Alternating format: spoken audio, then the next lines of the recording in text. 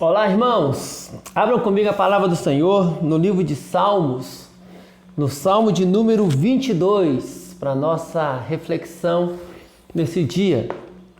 Diz assim, o Salmo 22: Ao mestre de canto, segundo a melodia, corça da manhã, Salmo de Davi.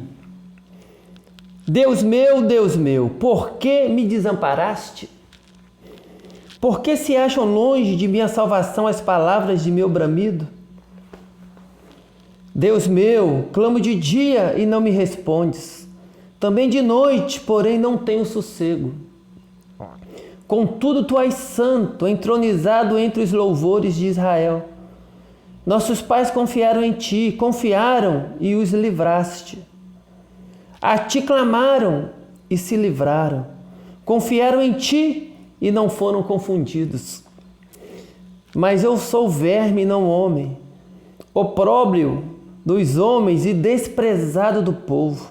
Todos os que me veem zombam de mim, afrouxam os lábios e meneiam a cabeça. Confiou no Senhor, livre-o ele, salve-o, pois nele tem prazer. Contudo, tu és quem me fez nascer e me preservaste, estando eu ainda ao seio de minha mãe. A ti me entreguei desde o meu nascimento, desde o ventre de minha mãe, tu és meu Deus. Não te distancies de mim, porque a tribulação está próxima e não há quem me acuda. Muitos touros me cercam, fortes touros de Bazã me rodeiam. Contra mim abrem a boca, como faz o leão que despedaça e ruge. Derramei-me como água e todos os meus ossos se desconjuntaram. Meu coração fez-se como cera, derreteu-se dentro de mim. Secou-me o meu vigor como um caco de barro, e a língua se me apega ao céu da boca. Assim me deitas no pó da morte. Cães me cercam, uma súcia de malfeitores me rodeia. Traspassaram-me as mãos e os pés. Posso contar todos os meus ossos, eles me estão olhando e encarando em mim. Repartem entre si as minhas vestes, e sobre a minha túnica deitam sortes. Tu, porém, Senhor, não te afastes de mim. Força minha, apressa-te em socorrer-me. Livra minha alma da espada e das presas do cão a minha vida. Salva-me das fauces do leão e dos chifres dos búfalos. Sim, tu me respondes. A meus irmãos declararei o teu nome, cantar-te-ei louvores no meio da congregação. Vós que temeis o Senhor, louvai-o. Glorificai-o vós todos, descendência de Jacó.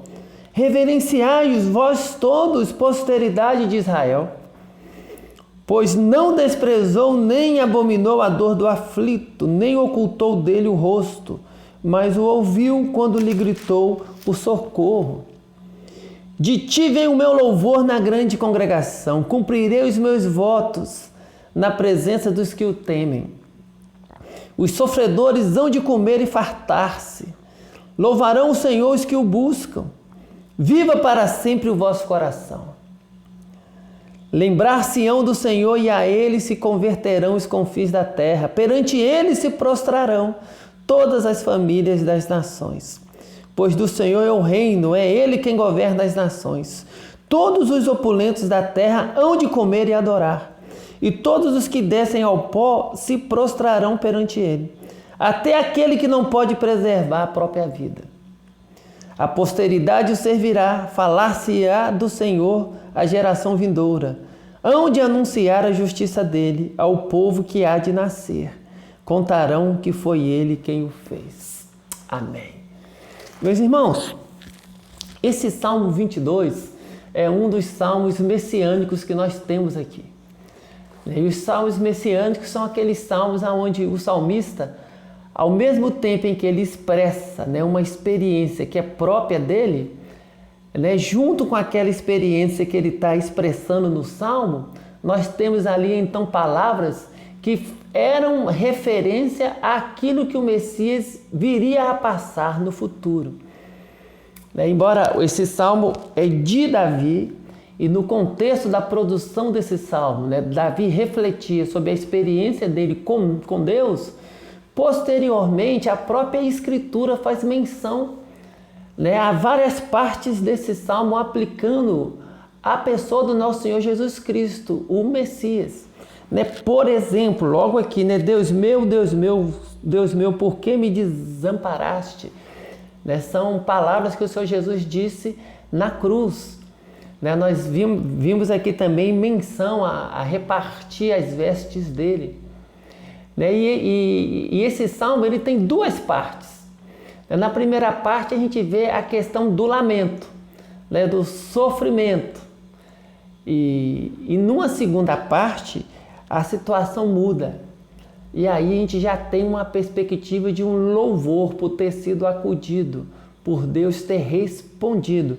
É o que a gente percebe aqui um pouco mais à frente. Olha. Depois do versículo 21, a situação muda. No finalzinho do 21 ele diz assim: sim, tu me respondes. E aí a tônica do salmo muda.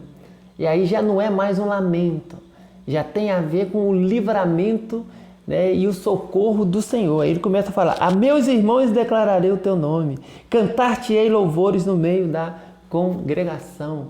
E assim segue-se o salmo.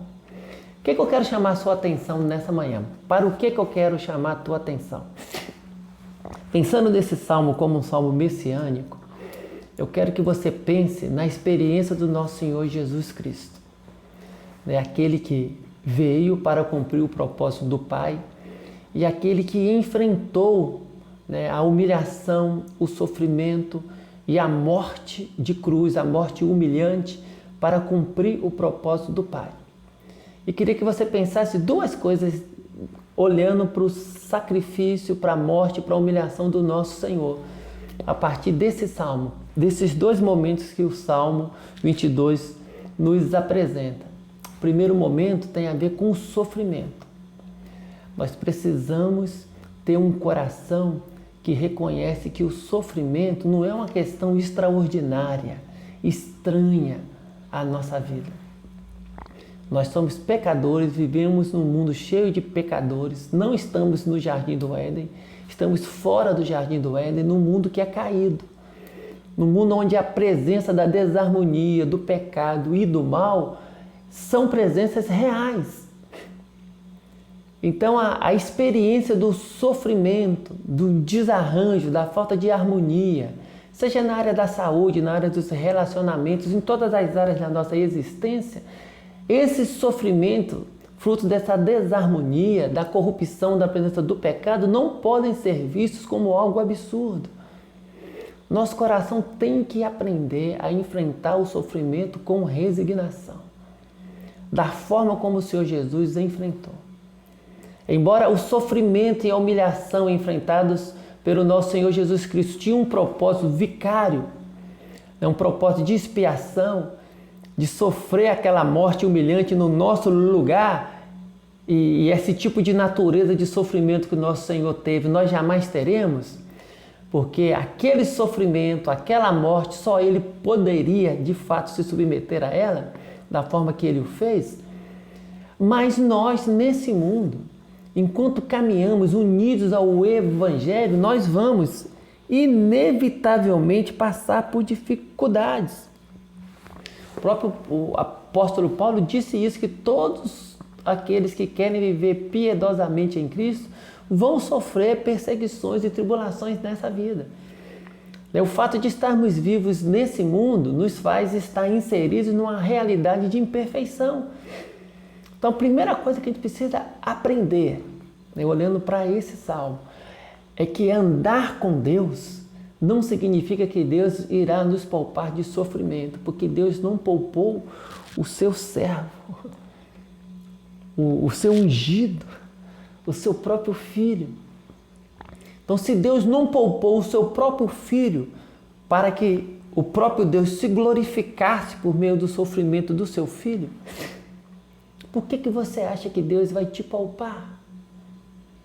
Por que você acha que, em havendo no propósito de Deus o interesse em glorificar o seu nome, o nome de Deus na tua vida, no meio do teu sofrimento, para manifestar a glória dele, o poder dele no meio da tua fraqueza, por que você acha que ele deixará de fazer isso? Ele não poupou o filho.